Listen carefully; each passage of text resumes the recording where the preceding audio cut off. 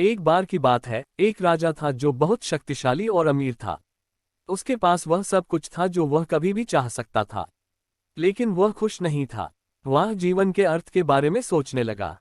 एक दिन राजा ने एक बुद्ध भिक्षु को देखा। भिक्षु बहुत गरीब था, लेकिन वह बहुत खुश था।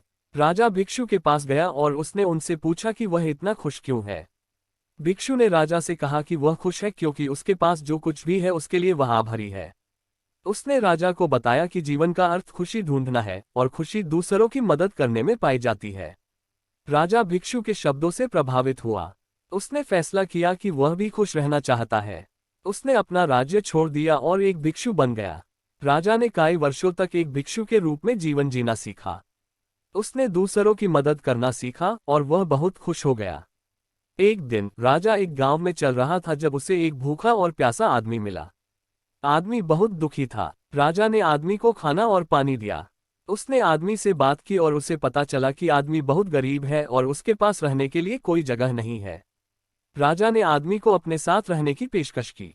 आदमी बहुत खुश हुआ। राजा और आदमी कई वर्ष तक एक साथ रहे।